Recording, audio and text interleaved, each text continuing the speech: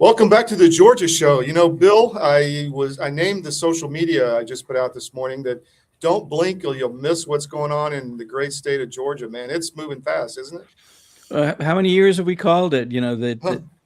this somehow is the epicenter, and darned if it doesn't seem to be playing out. And we're gonna look at a whole nother area that is now emerging that people aren't really associating with Georgia yet, but it's here, and we're going to talk about it, and we're going to name some names, and we're going to point out some people that are playing games with the Georgians. Yeah, it's disconcerting to see, and you know we have to call it out because we just can't let people take credit for what they didn't do. That's just not going to happen here. So anyway, we got a big show for you today. We got a lot going on. We're brought to you by the Georgia Record, GeorgiaRecord.com. We're closing in on 1,000 viewers on YouTube since we got deplatformed. Please go there and subscribe, even if you don't watch us there. We love the show every day, but just help us boost our numbers. CDM1 on Rumble, that channel is growing. Our X is growing, CDM_press. We're on podcasts. We're on X, Gettr, Rumble, and YouTube for the show. Tell your friends, spread the links, and let's get going, Bill. All right. Buy me just a minute because I am pulling something up that I want to make sure we don't miss here. Well, then I will talk briefly about our no ad subscriptions. If you go to that's wrong. my.cdm.press, you can get all of our content, and we're increasing the amount of content we're putting out across the network. We don't really have the bandwidth to do it, but we're getting smarter and working faster and better and more efficiently. And so you're seeing a lot more articles come out across all the different papers. For instance, we put out one yesterday that Ukraine is removing Dostoevsky and Tolstoy from any statues or memorials in Ukraine. This is the seat of Russian civilization, Slavic civilization, and it's just really fascinating. Very similar, if you remember, to removing the Southern Confederate memorials, erase any history so you can build something new. That's what they're doing. So we have this all over our network, my.cdm.press. You get access to all the content with no ads. It's $10 a month or $100 a year. A lot of people just pay the $100 and get it out of the way, and then you're done, and you don't have to worry about it, and you can skip from site to site with no video ads or anything, or display ads popping up. Back to you, Bill. Okay. I'll also add that we are getting content brought to us very kindly by real, nationally known experts in these various areas. Just this week, in just these last few days, we published an article written by Wendy Strauch Mahoney.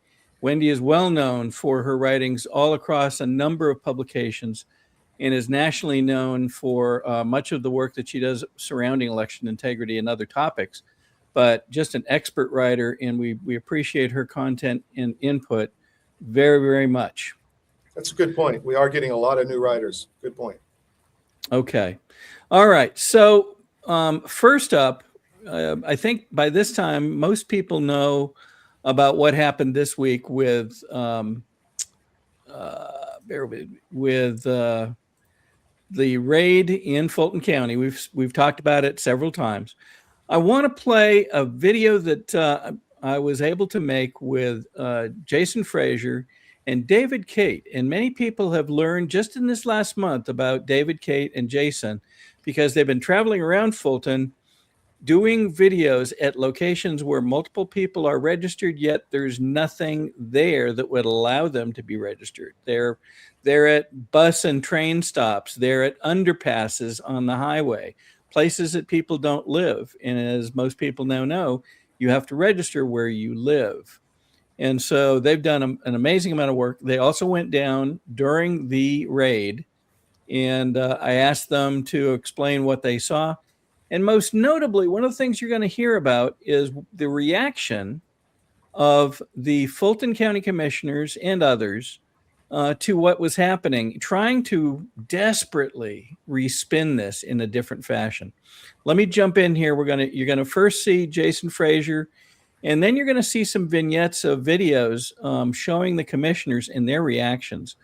It's critically important that we understand this dynamic, because it's just like catching somebody in the middle of doing something nefarious, and their immediate reaction is what? Try to push off the explanation to something else, somebody else, somewhere else, or in fact, trying to blame the actual people enforcing. Let's see this. We expect to be joined by David Kate in just a few minutes. David is en route to be able to get online with us as well. But as we go through what's happened, one of the things that most people have noted, yet I'm not sure we've really explored it the way that it should be yet, is the reaction by election officials and commissioners, Fulton County commissioners, to what occurred at this election center. And most people are aware that the county commission went to great pains, including failing to abide by a court order to allow you and Julie to retain her seat on the Fulton County Election Board, and you to gain a seat on the Fulton Election Board. They fought that tooth and nail and continue to do so. Yeah. And then when this happens, they have these bizarre reactions, trying to call it in some way wrong. Let me play one tape, if I can, of I believe this is Mo Ivory, and she seems to be almost in a kind of a, I'll call it a panic about what's happening. And if you watch her hands and watch her body language, she just seems to be all a quiver about that this is happening in Fulton County. So here's an update. We're at the elections hub right here off of Fairburn Road, and they did correct the warrant, and they are now in there getting the documents. 700 boxes of 2020 ballots and accompanying things that go with it, absentee ballots, all the things, right? So our clerk of Superior Court, Shay Alexander, is in there making a log of everything that they're taking, but this is like all wrong. So we're trying to figure out a legal plan, and we should have one, whether that's an injunction, whether a motion to quash, whatever it is, we're trying to figure it out right now, because this is an attack on our elections, meant to keep you from trying to go to the polls in November, being too afraid to change what's going on in our nation. So instead of worrying about people dying in Minnesota, here we are at the Fulton County Elections Hub. So let me go find out what the legal plan is. Boy, what a potpourri of complaints that was. Yeah, let me jump in here, Bill. So please. she and her little buddies down there have been itching to shred these ballots for several years. They've been complaining, saying, we don't have room in this gigantic warehouse that us Fulton County taxpayers spent millions on. They've been trying to find every excuse on the planet to get rid of those. And now they're mad that somebody wants to take them and maybe look at it. They could have looked at these. They didn't want to. They want them gone. Now they're gone. They should be thanking the FBI. It's interesting. Well, Rob Pitts didn't thank them, but he had a different reaction. And he seems to me, and this is, I'll use words on this one so that I don't ask you to make a judgment here, but sure. He seems to be trying to set up a situation where they can absolve themselves of whatever is found in these ballots by saying that they've lost control of them. Let's watch his comments here. Sure. They've been removed from this facility, out of our control. We don't know where they're being taken. We don't know what's going to happen to them. So we can no longer, and I can no longer, as chair of this board, satisfy not only the citizens of Atlanta, but the citizens of the world, that those ballots are still secure. So that is a major concern that I have right now. So he's saying he's taken it upon himself to satisfy the citizens of the world that these ballots are secure. Yeah, they have failed in every case to abide by the DOJ request, the DOJ lawsuit, court demands, SEB demands, your demands, to get a look at these ballots to be able to confirm what they show. And yet now he says, well, we can no longer, take responsibility for them, or whatever his words, I'm paraphrasing, whatever his words were. Remarkable, don't you think? Even though I do remember a report a couple of years ago and a picture of the side door of the warehouse that was left unlocked and wide open. So if he calls that secure, but yet somehow the DOJ can't secure it, I scratch my head on that one just a little bit. Yeah, I think it's people. and I've said this many times in the past, I believe Georgians are smart. I think they can see through this. I think they see the attempted deceptions here. And I think that many are breathing again after 5 years, essentially, of attempting to get to the bottom of what's been done here. The other thing that occurs to me, I want to show one more video that I think will show this again. And yet again, another commissioner that seems to be reticent to even speak of what's happened here. But one of the things I want to talk about next is, while this is Fulton County, and while this does appear to be a big problem, big in terms of numbers of ballots, big in terms of the steps that's been used to try to cover this up, this is likely not the only place in Georgia, is it? Not a chance. It's just Fulton County is so big. It's 10% of the registrations in the entire state. I mean, any crimes that happen in Fulton County just swamp the rest of the state. So that's why it's so important to get them right. Yeah. Now, it turns out Dana Barrett was also on the site. I can start with what happened there. I mean, Dana Barrett, the commissioner on the Fulton County Board of Commissioners, who has been very vocal about why I should not be on the Board of Elections.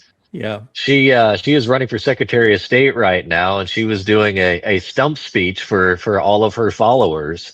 And then here comes David, and I was with David, but I took a few steps back so that way David didn't appear to be with me.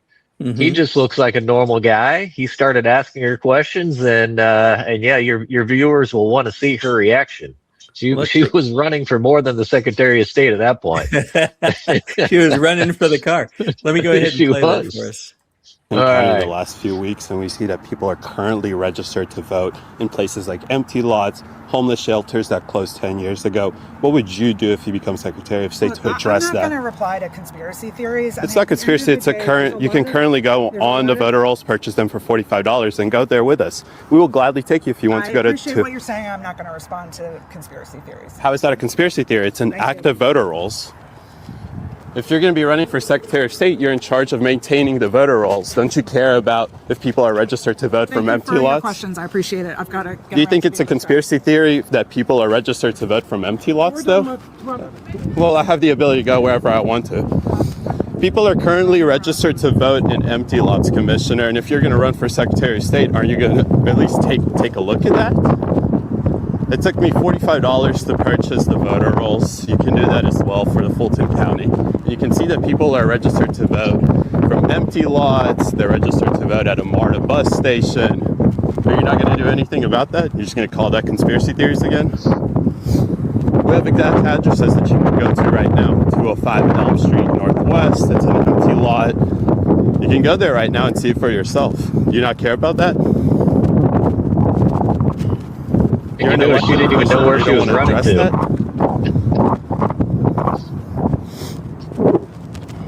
She was just trying to get away. Commissioner, if you're going to be running for Secretary of State, and that involves maintaining clean voter rolls in one of the most important counties, I would say, in the United States. I think what you're doing is extremely dangerous. Why is it dangerous? Because you're spreading conspiracy theories. It's not a conspiracy theory. Do you have $45? I'm not undermining. I'm not saying people are voting there.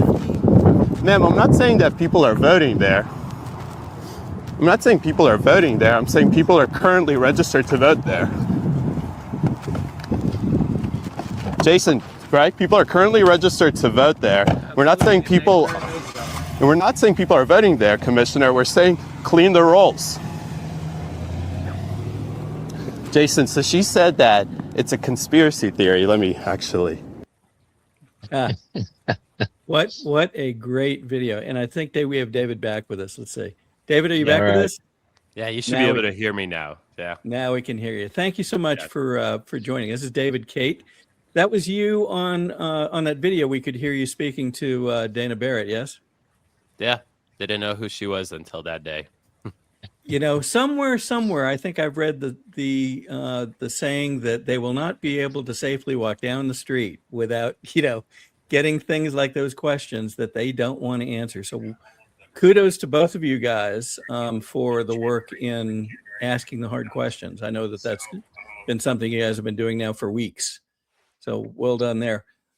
Jason was describing what you guys saw when you were on site. Let me get your thoughts too, David, as to what your sense was. How did you read the FBI guys? What was their kind of persona and attitude about this whole thing? Whatever you can share. Yeah, absolutely. Well, first of all, Bill, thank you so much for having me on. And Jason, it's great to be on together on a show together to talk about it because, for me, everything started just a month ago. But for Jason, this have been several years. It's been a while. For a day like this. So you got to understand from a perspective like myself, I call myself as a freshman into election integrity. So everything for me happened really, really quickly from just randomly stumbling upon an address on the internet where I think it was a tweet from like 5 years ago of somebody tweeting 805 something. I can't remember. Oak Street, I believe it is, right? Oak Street. Jason? Yep. And I went there, and at the time I thought it was 12 people who were currently registered to vote from there.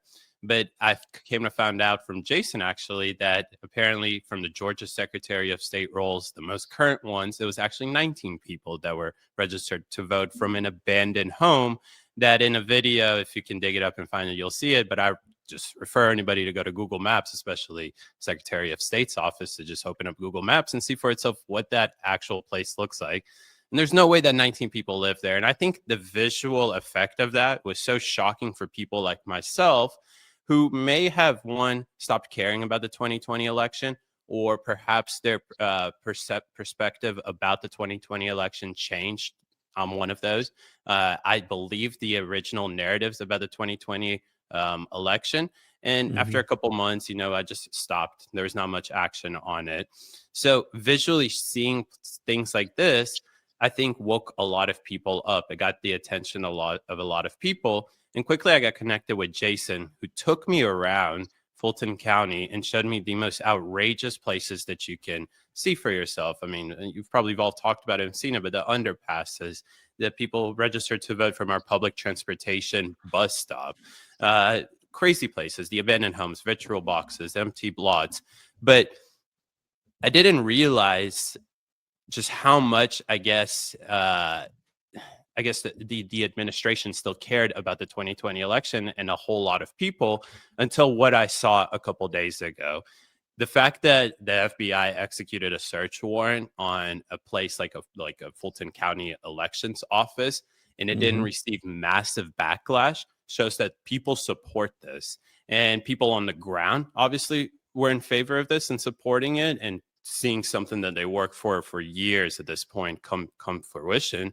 But also a lot of people just on Twitter, your common sense individuals said, yeah, the way that Dana Barrett reacted, or the way that they've been reacting for years now when it comes down to this topic, is very, very interesting. So why not actually look at this and just be open-minded, just like I wish the commissioner was, be open-minded about it. So that's kind of like, I would summarize my month being on the ground with Jason and in general with election-related stuff in our beautiful state here in Georgia.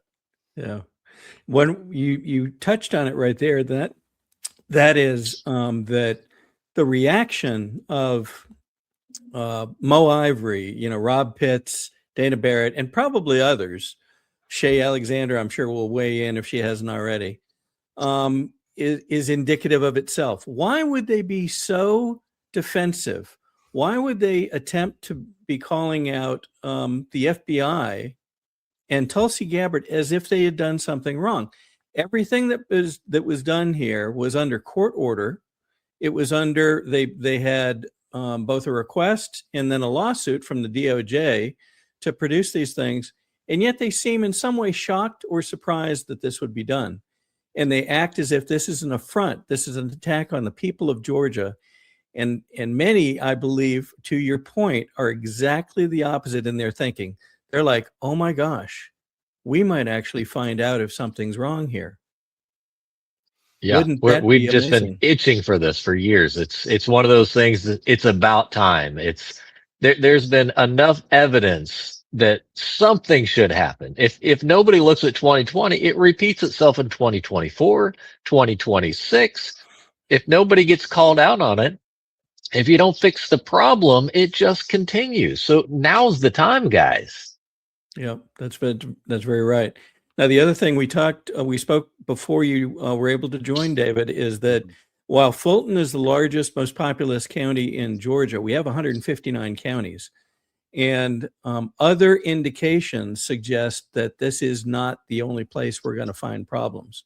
The very fact that you can look at the voter rolls today, and as you reported over the last week or so, Jason, the voter rolls are inflated to the point where over 70 counties have more people registered, more registrations, I should say, than people of voting age in those counties.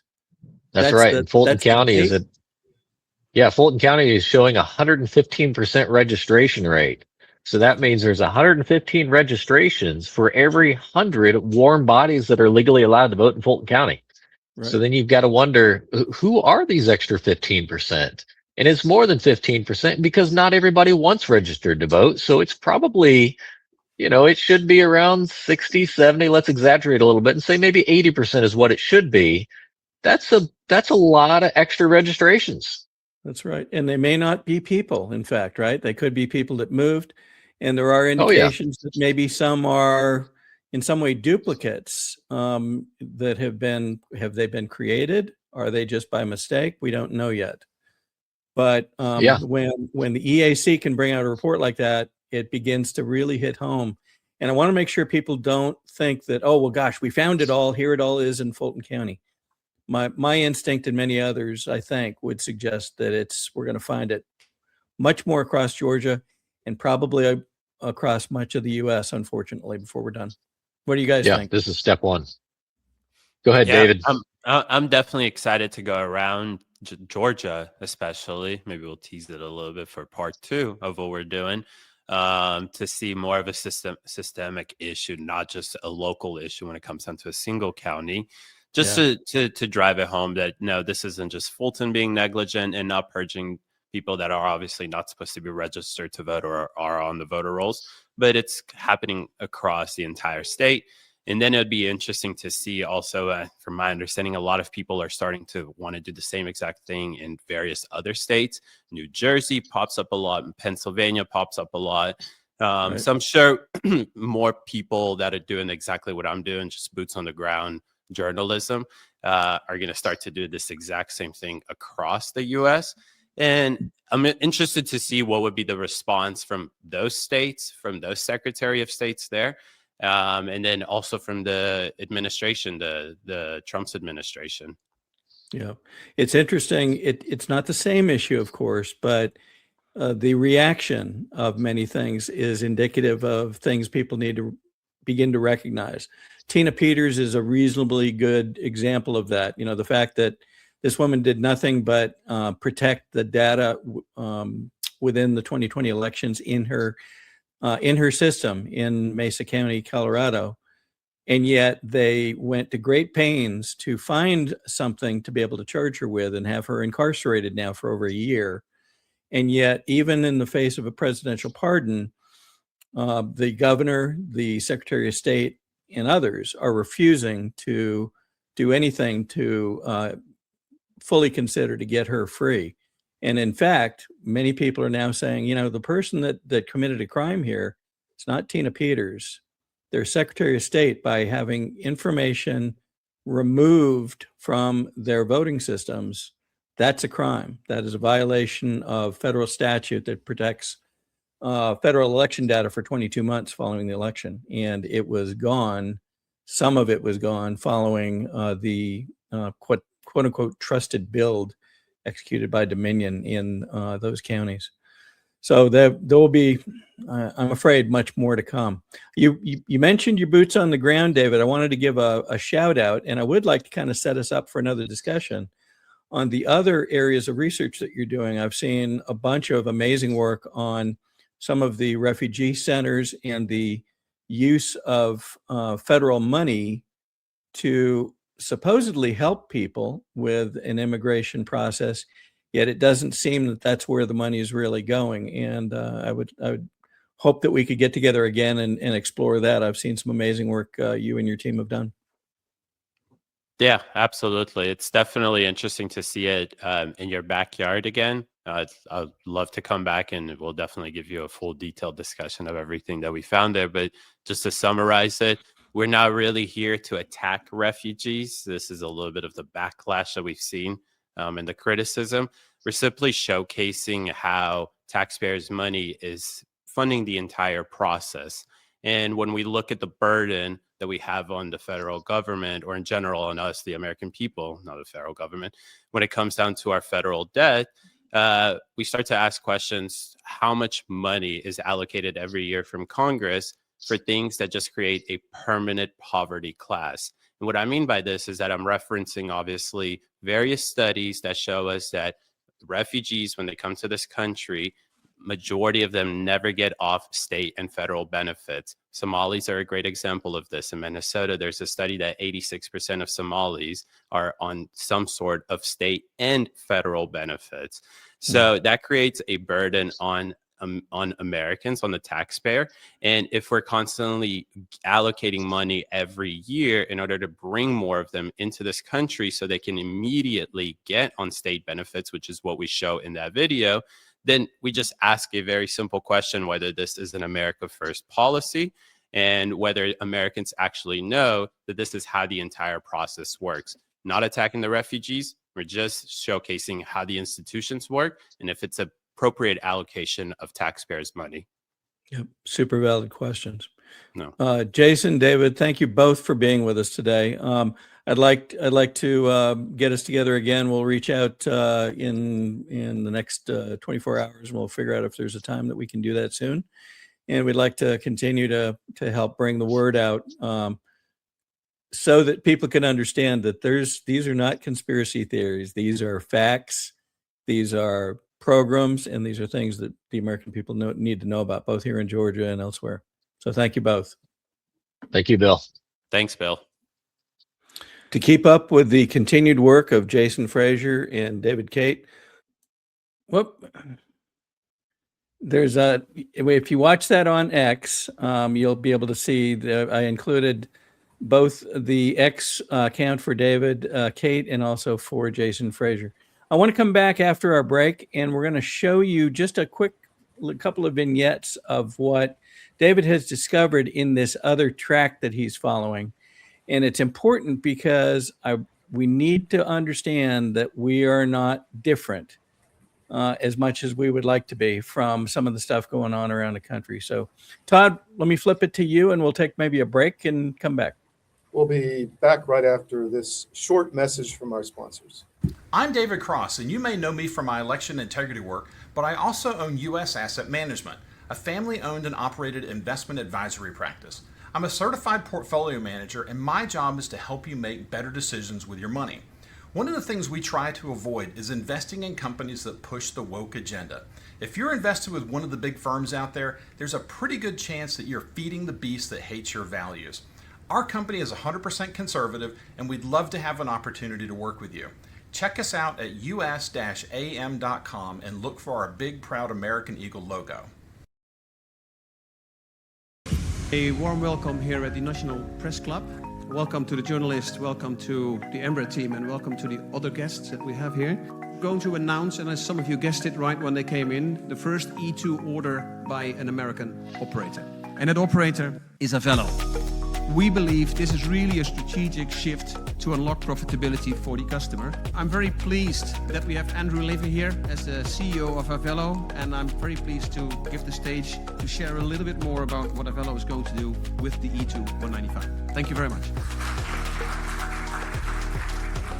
Couldn't be more excited to be here as part of this historic announcement. We have such a great cultural fit as companies, so we're very, very excited to be Embraer's newest customer. We launched our airline in April of 21, and our target is focusing on small secondary airports of large metro areas. We've carried over 8 million customers since we started on 63,000 flights. And we've done all these things with 1,200 of the greatest crew members I could ever imagine having, and many of them are here with me today.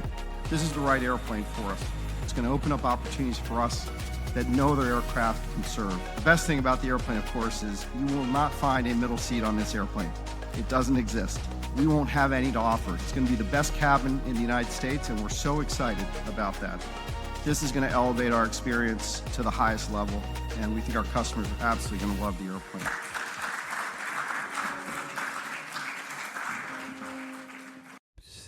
Your government doesn't care about you. That's why you need a medical emergency kit. It contains life-saving medications like ivermectin, Z-Pak, and antibiotics. Stock them before they block them. So I'd like to give a shout out to the wellness company, twc.health/CDM, promo code CDM, you get 10% off. There is a lot there. You need to go spend some time on the website when you have time, twc.health/CDM. Don't forget that part. And look at all their emergency medical kits, the nutraceuticals, the pharmaceuticals that you get for free on the memberships, the weight loss drugs, alternatives, this parasite cleanses, testosterone support, just all kind of things that they're re-engineering healthcare to make sure you're the center of attention and not the doctor's checkbook. So go to twc.health/CDM, promo code CDM for 10% off. Back to you, my friend. Okay. So you just saw the comments that David Cate made about his work looking into these refugee centers.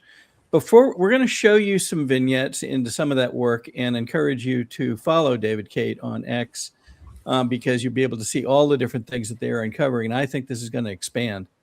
And the fact that it's here in Georgia. So here's the theme that I want you to start considering. You know, we've heard about the Somali issues. We've heard about issues in New York City. We've heard about the stuff going on in Minnesota. We saw the protests and so forth in all of these locations, in Portland and others. But you need to get past the thought that, oh, well, this is elsewhere in the country. It's not. It's right here in Georgia in many cases.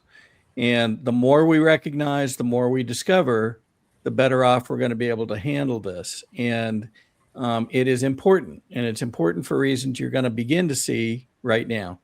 Let me play a video that David Cate and one of his colleagues made beginning right in front of the Capitol.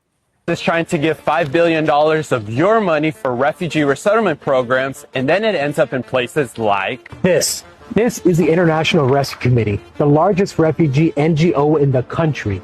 They get the government funds and subcontract the work out to places like this. This is the Somali American Community Center. It receives grants from the IRC in order to help refugees resettle in America. But when we went in, we found this. An almost completely abandoned retail space which hasn't filed taxes in almost 10 years. Where almost every business is focused on getting refugees on taxpayer-funded welfare programs. And that is how the largest refugee city in the country is funded. And how over 87% of Somali immigrants end up on taxpayer-funded public assistance. We spent 3 days in Little Somalia in Atlanta, Georgia. The largest refugee center in the entire country. And this is what we found. Let's flip over to the next video. We'll see. Georgia, dubbed as Ellis Island of the South, home to the largest refugee city in all of America. And we just walked around one plaza. And Fabian, what did we see there? So every single store, from your iPhone repair store to the pharmacy to the grocery store, everyone had signs to sign up for Obamacare in there. Every single store. We walked around another plaza and there's like 5 stores here and 2 more Obama enrollment care centers. So Fabian, what is that now? 5 or 6 Obamacare? Yeah, the only place that you can't get Obamacare apparently is the hair salon right behind us. So that will give you the beginnings of what you will learn by following David Cate. And we will have, we hope to have much more of his work, along with Jason Frazier's and others, on the show going forward. This is critical for us to recognize and understand. What does it mean in terms of what we're seeing about the steps that are having to be taken elsewhere in the country? Well, it's difficult to forecast exactly how this will play out. But the first step in that is to recognize that these problems are not resident just in other states. And they're not just resident in a single state in many cases. The more that we recognize this, the better off we're going to be able to expect and deal with whatever it takes to begin getting past this, because clearly this is not the dynamic that was ever supposed to be in any of these states, and especially not here in Georgia. Bill, what was that? Remember back during the Hartsfield sting that Colton Moore did, and there was one town that one of the refugees kept saying he had to get to. Do you remember what that was? I mean, it was obvious they were told where to go, right? Yes, it was. And I don't recall the town. I don't want to guess. But that was just one instance. They appeared to be, in following reports, they appeared to be going to several locations around the state. And so we don't know where they're all ending up. Mm-hmm. We are hearing stories of Trendiaragua being having locations and members in places like Hall County, in places like Athens Clark. You'll recall that one of the members and his brother, especially the brother, was responsible for killing Laken Riley just about 22 days, as I recall, after that report by Colton Moore. And recall that Colton reported that on the Senate floor, and there was a deafening silence from the legislators following that.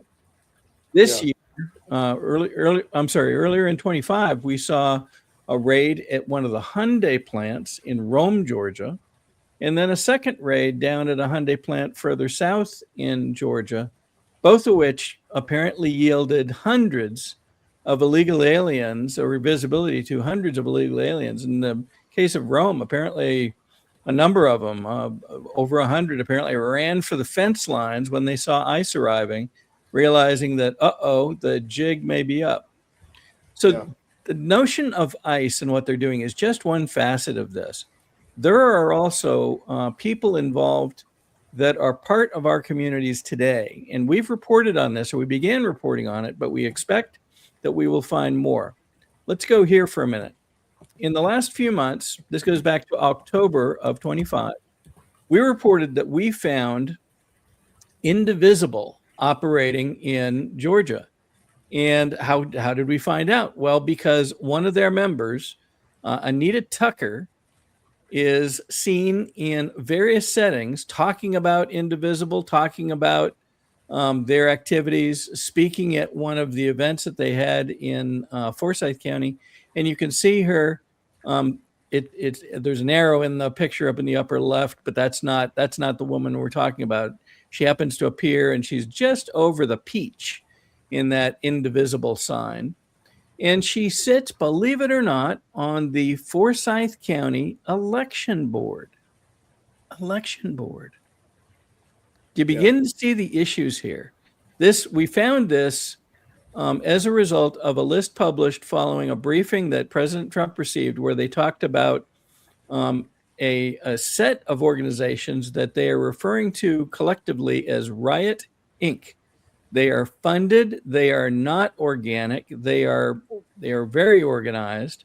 And in many cases, they have people that travel from place to place to place because they know what they're doing and they know how to organize others to create and foment protests and other things.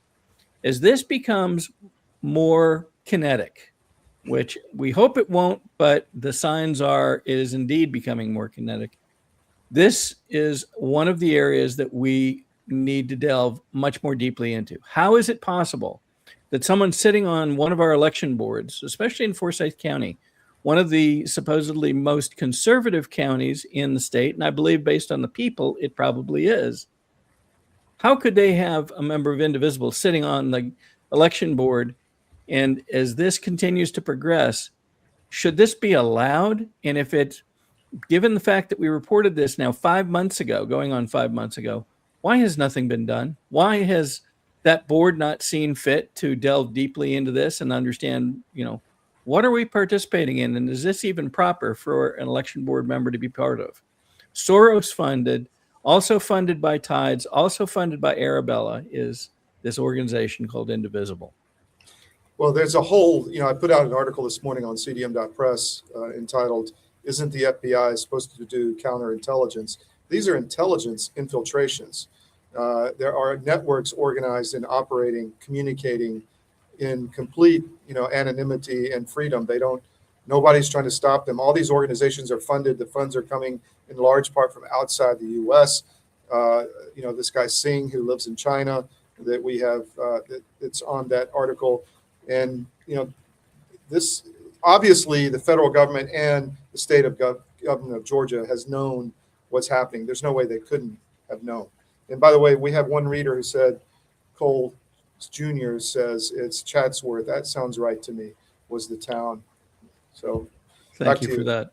Yeah. So for those who are sitting here saying, well, I'm not sure that this is real and blah, blah, blah. Well, here's a document from Open Society Foundation signifying monies that they gave to Indivisible, going all the way back to, I believe it's 2017, 2018, and also showing the Tides organization. So indeed, this is Soros money coming into an organization operating here in Georgia. Why should we be concerned? Well, here's one example. This same organization, Indivisible, and there are quite a number of these. I'm focused on this because I want to make this understandable for folks that this is a legitimate concern.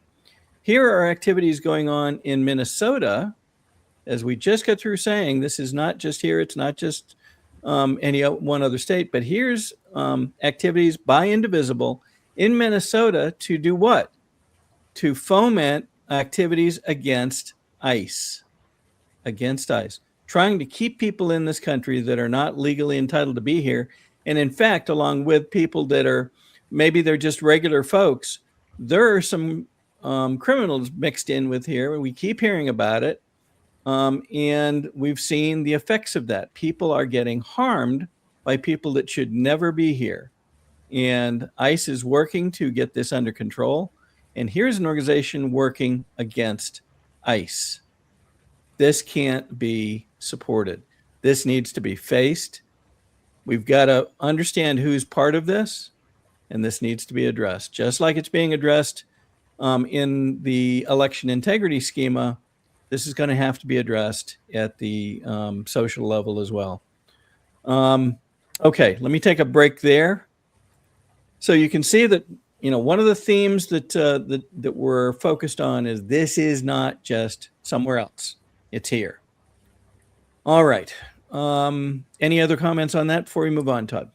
No, just people need to be aware of what's going on, and really good job drilling into that. People need to open their eyes. These are criminal, foreign, subversive networks operating at will in our country. That's right. You'll recall comments years ago. I forgot, it was somebody around Hillary, I think, that said, "Don't ever let a good panic, a good chaos go crisis go unexercised." And we're seeing some of that now in what I consider an offensive way. We know that we just saw Jason Frazier, and you heard even David Cate, who calls himself humbly a freshman to election integrity. He referred to Jason and Jason's many years of work, and we know that there's dozens, maybe hundreds of folks across the state that have been involved in trying to find out what happened with our elections now for 5 years in many cases. And we give credit to every single one of them. At the same time, we have to be cautious of this. There is something emerging that I'm calling the battle of the chameleons. They see that, wait a minute, this is coming out now, and maybe I didn't want a part of this challenge in past years, but now either I get involved and I look like I'm part of it and have been part of it, or I might be swept under the rug as more is uncovered with the elections and so forth. I'm going to be very direct here because I found some of the things that are coming out very offensive. Here's one. The gentleman on the left is Greg Dolezal. He is currently a state senator from Forsyth County, my own county. And he's calling out the notion that the UPS stores and abandoned buildings and other things in Fulton County, Georgia, are registered with people to vote that should not be registered there. Well, that's a correct statement. Here's the problem. Many things have gone on in Forsyth County since 21 and 22. And if you look to the right-hand side of the screen, the question that gets asked is, Where was Greg Dolezal when a gentleman in Forsyth County, Mr. Schneider, courageously challenged 13,000 registrations that should not have been in existence in Forsyth County? Yet the county election board, remember we just talked about this, the same election board where Anita Tucker sits, voted unanimously to deny all those challenges to those registrations. During all of this, Dolezal was silent in his own county. People who did nothing to help the situation for the last 5 years are now coming forward trying to somehow recast themselves, portray themselves as election advocates. I, for one, am not going to fall for it. Where was this person when we showed at a number of meetings what had gone on with absentee ballots in Forsyth County? We showed the differences in the voting profile. We showed the differences in the ratios. Many people got to see it. Dozens were involved. Dozens are still involved, even in Forsyth County. Yet, where was this person when that help was needed? And silence. Again, we just got through talking about this. Colton Moore surfaces the immigration problem and what he found going through Hartsfield Airport. What did we hear? Silence. Election integrity problems, voter roll problems surfaced now 4 years ago, 5 years ago in Forsyth County. And what did we hear? Silence. That's the problem. That's part of what we have to be careful of. And we will call these people out when we see it. Here's another one. This is Lindell TV. And one of the folks from here in Georgia, Sally Grubbs, is on Lindell TV talking about, election integrity. Now, many of the things that she's saying are in fact correct. We've got a problem. Yes, we do.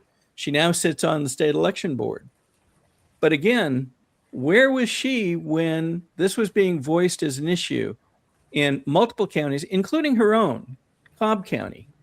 What was done? What were the election integrity meetings and initiatives that she took part of? As I recall, she spoke at one of the state election board meetings about a rule that she was trying to get passed.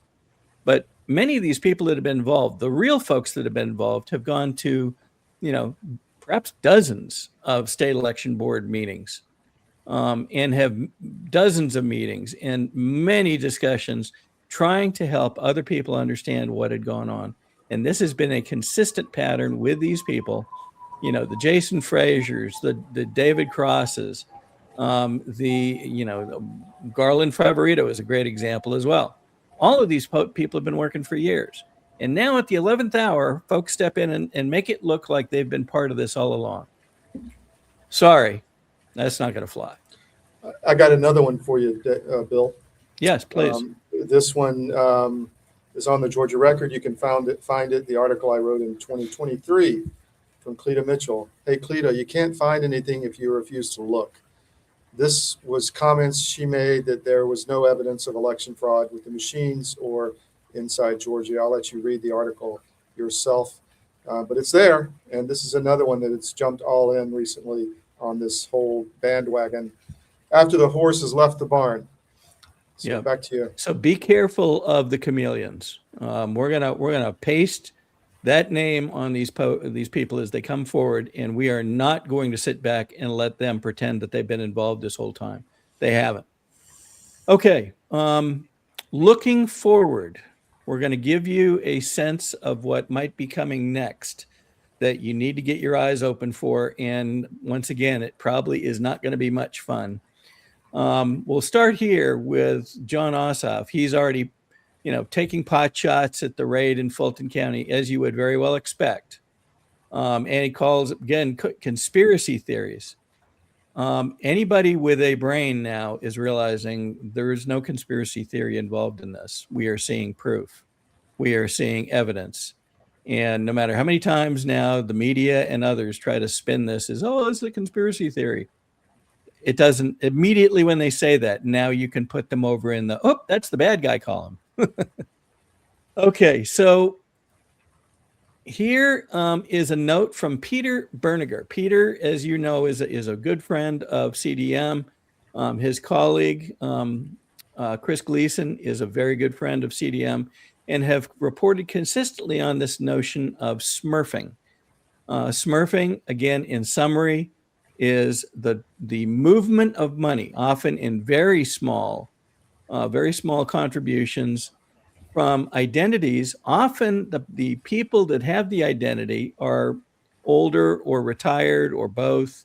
They don't, in many cases, even know their name or their identity is being used for these, but they account for millions upon millions of dollars of movement of campaign funds.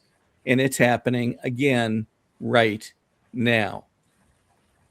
We will be reporting extensively on the work that Peter and Chris are pursuing.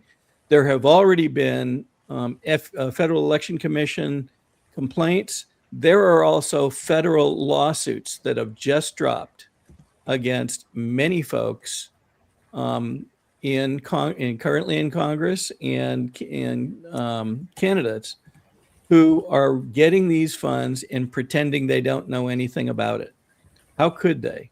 Millions upon millions of dollars flowing into their campaign coffers, and they just happen to not notice that somebody gave them a small contribution, perhaps a couple hundred times in the space of a short period of time. How could that be? That can't happen. Now, here's the reason I want to bring it up now. You will hear much more about this in the coming days. As we make our way between now and the primary, we will be working here in Georgia to uncover smurfing that's going on, not just with Ossoff, but others. And this is going to, I'll just say it's going to leave a mark, because we are already finding that this is not limited to one party. It's not limited to one individual, and we will out it, just like Peter and Chris have been doing in other states and around the country. We take responsibility for looking into this here, and we will bring it to you as we find it. We recommend that folks, if they are involved in campaigns, they take a real close look where their money's coming from. If they see things that don't make sense, I'd recommend they look into it. And we will be calling on them to look into it as a first step in the things that we will pursue once we find it. So let me jump in there real quick. I want to bring something up. People say, who are you to talk about all this? Well, I just want to say we have earned our stripes, if you will. This is an article on Georgia Record from a couple of years ago. Our document storage unit was firebombed. We've been deplatformed, debanked, cyber attacked, death threats. Our families have been tracked, a lot of stuff. So, we're speaking from experience, and we know who was with us and who wasn't. I just wanted to bring that up real quick. Yeah. And as you said in our last show, I think, Todd, over time, people now see that we've done our due diligence. We've looked at the facts. We've brought out the things that people need to know about all kinds of stuff, going back to the Rosetta Stone and the money coming out of Fulton County and the money coming out of the GOP that nobody to date can even explain why they gave $1 million to Rosetta Stone back in 2020. Yeah. So we do our work, we bring it forward, and we unfortunately get proven right over time in lots and lots, if not all cases. So with that, back to you, Todd. Okay, well, you're done, right? That's all you have to get out? That'll be enough for folks to chew on for today. Yes. Okay, so I had a great talk with Dr. Janice Johnston from the State Election Board, and I want to play that video. I think you'll enjoy it. Fulton County, she's on the State Election Board. She's been the woman who's shown a lot of bravery and tenacity in Georgia to get to the bottom of the election fraud. And we're lucky to have her today, and you're going to enjoy this. So, Doc, thanks for coming on this morning. I really appreciate it. Absolutely. So you have been steadfast, and you've fought the good fight. You've been attacked. I guess give us your overall feeling. Let's just start off with the federal raid in Fulton County, and you must be feeling pretty good right now. Give us how are you thinking about all this? Well, Todd, it's been a good week. The state election board has been seeking the documents that actually the FBI took away on Wednesday. And it's really, it's quite a relief actually that they are now in the hands of the FBI, if they're not in our hands. We had been trying to obtain these documents for well over a year and longer than that, actually. Yes, it's a good week. What can you tell us which documents those are that they actually have their hands on that you've been trying to get? Well, as best I know, they took all of the election documents from the 2020 election. Around 700 boxes is reported. And I heard that they took some phones and laptops also, which would be, I think, very important. We were seeking the electronic files from the election. So in the boxes, they should have the ballots and the ballot envelopes. Yeah. Ballot envelopes. There should be an absentee ballot envelope for every single absentee ballot. And of course, all the other ballots and provisional ballots and duplicated ballots, etc. So, and along with that would also be the tabulator tapes or the ballot scanner tapes. Those are the tapes that go along with each ballot scanner or each ballot box, so to speak.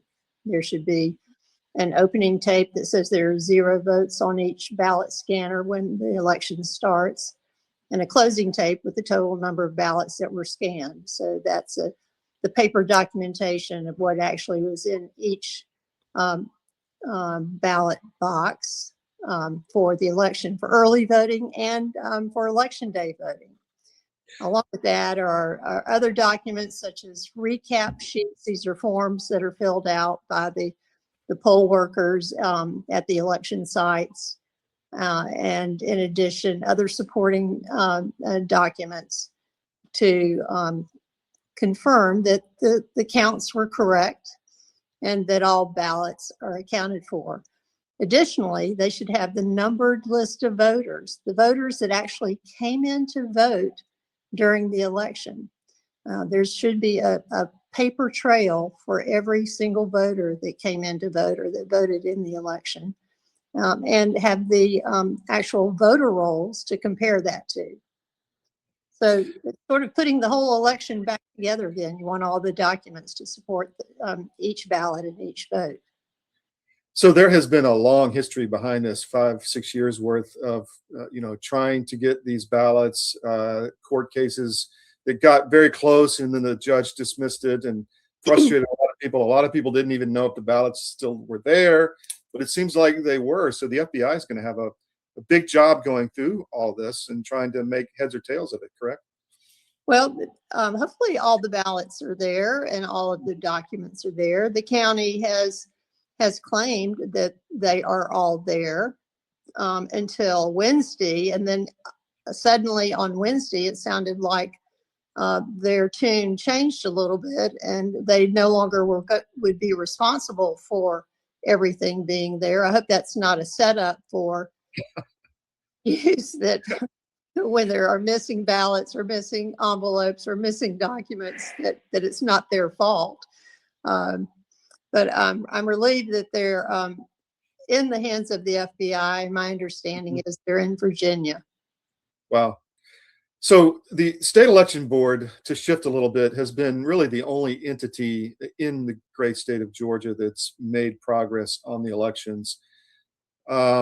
Where do you see the future of the state election board going now that you've gotten real results?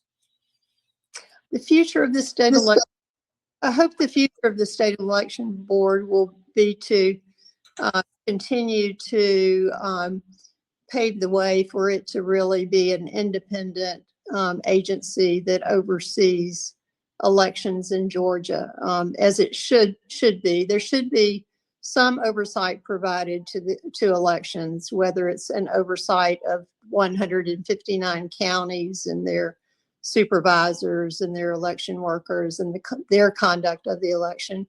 But also there needs to be some supervision of the election division of the Secretary of State's office, in my opinion. They play an integral part in elections in general because they hold the voter rolls. They coordinate election day and election night and reporting thereof. They are the communicator to all of the counties as far as official election bulletins that go out. They also provide the forms that are used in the election, which become the part of the chain of custody and the paper trail that we all should have, with an election. So you've been one of the main or the only, I guess, entity that's got results. How are you going to drive a free and fair election into 2026 in November for the midterms? Do you see any things that need to be done, I guess, prior to that election? I see, the role of the state election board is fairly simple. It's to generally ensure that elections are conducted fairly and legally and uniformly and orderly. So by that oversight, we're also charged with investigating allegations of election law violations. So very simply, our ask would be that people follow the law. We have good election law and state election board rules, so they should follow the law and follow the rules. They should count accurately, and be able to prove it, and just do the right thing. Your government doesn't care about you. That's why you need a medical emergency kit. It contains life-saving medications like ivermectin, Z-Pak, and antibiotics. Stock them before they block them. A warm welcome here at the National Press Club. Welcome to the journalists, welcome to the Embraer team, and welcome to the other guests that we have here. We're going to announce, and as some of you guessed it right when they came in, the first E2 order by an American operator. And that operator is Avello. We believe this is really a strategic shift to unlock profitability for the customer. I'm very pleased that we have Andrew Levy here as the CEO of Avello, and I'm very pleased to give the stage to share a little bit more about what Avello is going to do with the E2 195. Thank you very much. Couldn't be more excited to be here as part of this historic announcement. We have such a great cultural fit as companies. So we're very, very excited to be Embraer's newest customer. We launched our airline in April of 21, and our target is focusing on small secondary airports of large metro areas. We've carried over 8 million customers since we started on 63,000 flights. And we've done all these things with 1,200 of the greatest crew members I could ever imagine having. And many of them are here with me today. This is the right airplane for us. It's going to open up opportunities for us that no other aircraft can serve. The best thing about the airplane, of course, is you will not find a middle seat on this airplane. It doesn't exist. We won't have any to offer. It's going to be the best cabin in the United States, and we're so excited about that. This is going to elevate our experience to the highest level, and we think our customers are absolutely going to love the airplane.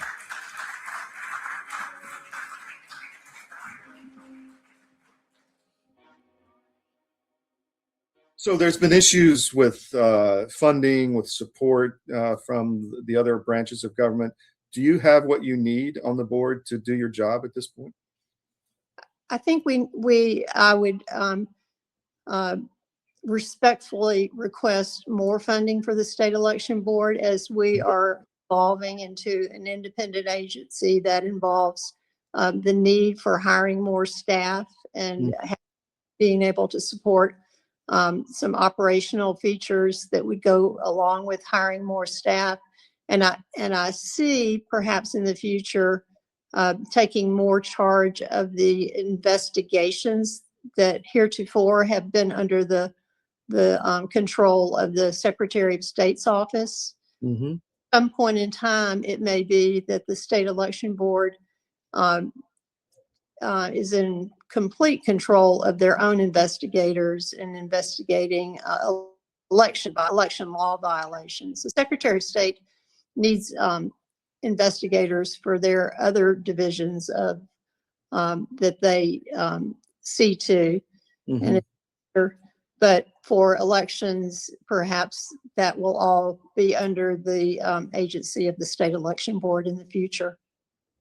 Well, on that note, there's been issue with, I don't want to say the wrong thing, but I guess evidence that hasn't been presented to you in a timely manner. Let's just say it that way. Do you have any insight or clarity on getting what you need on cases that have been filed in the past? Well, Todd, I'm not an investigator. Yeah. So I should, I shouldn't speak about things that I really don't know about. Being Sure. an investigator requires certain training and experience. So I'm the recipient of those investigations. Mm-hmm. However, in the greater scheme of things, I would love to see our goal to have election law violations or potentially election law violations investigated in a timely way, so that we could hear these cases and address these issues before the 2-year statute of limitations is up. Yep. Okay. And ideally, many of these allegations of election law violations should be able to be investigated much more quickly and heard quickly. Many of the violations are not serious. Everything is serious, but they're not as serious as others. Yeah.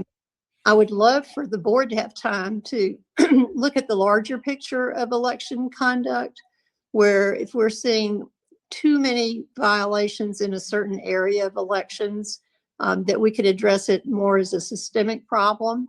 Mm-hmm. And that would give us good information to turn to the legislature and recommend perhaps changes in election law that would help to solve those problems. Thank you. The prosecutor came from out of state. Do you have confidence, and I don't want to put words in your mouth or put you in a bad position, but in, I guess, local officials being able to not prosecute, but investigate some of these issues as far as the Georgia, Attorney General's office, et cetera? I'm sorry, I don't know what you're talking about.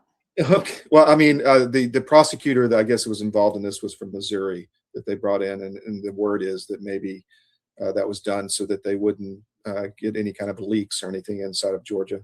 At least that's what I've been told. Maybe I'm wrong about that. But. I do not have any information concerning that. Okay, fair enough. Last question: voter rolls have been an issue in Georgia. Yes. So, any thoughts on that before I let you go? Well, certainly the voter rolls, to me, are probably one of the two most important aspects of elections that need to be done exactly right. They need to be current and accurate. Mm-hmm. And it's a challenge because voters are joining the voter rolls and being removed from the voter rolls for all the time. It's certainly like a live document. There are daily changes to the voter rolls. Mm-hmm. So it takes a lot of attention and a lot of attention to detail. And we see that there may be some challenges with the voter rolls in Georgia. The Election Assistance Commission just came out with its latest report. And at first I thought maybe we had seen a significant improvement in the voter rolls, but I found in in their data, the inactive voter rolls, and when you factor in the inactive voter rolls to the active voter rolls, Georgia has gotten worse, and Georgia is over-registered. They have more people registered to vote than is actually the citizen voting age population.